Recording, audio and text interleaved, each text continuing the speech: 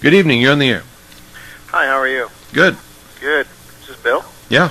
Hey, Bill. Turn your radio off. I'm sorry? Turn your radio off. Why don't I just turn my radio off? Good for you. Can I ask you something? Sure. How long has it been since you filed your federal income tax return?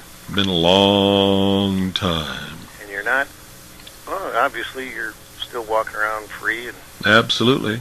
Yep. I have not filed an income tax return since about 1986, I think. 85 or 86. so how do you explain that you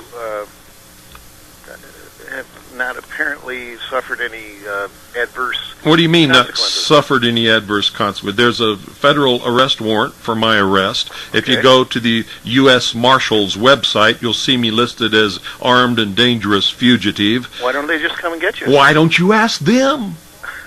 Personally, I don't think they have any balls.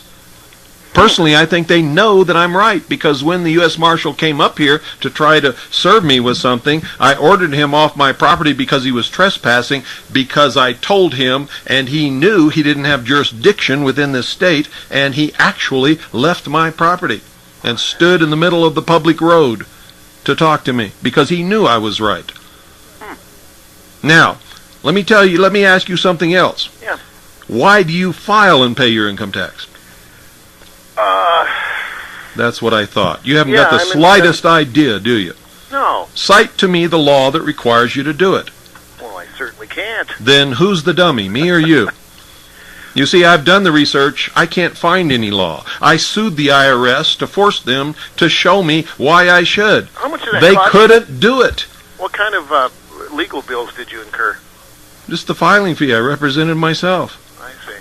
And that's the reason they issued the warrant for the arrest of my wife and myself, in order to stop that lawsuit, How do you because they avoid- were losing. How do you avoid being arrested then?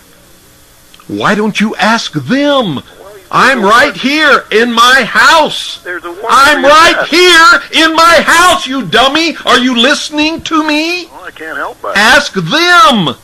I'm right here. I'm available. The only thing that keeps me alive, let me tell you right now, is number one, I'm right. Number two, I'm willing to die for what I believe in, which means a lot of them are going to die if they come up here and try to kill me or arrest me, because I will defend myself against their tyranny. Number three is my radio broadcast. I'm squarely in front of the public all the time, and they all know what's going on. Yeah.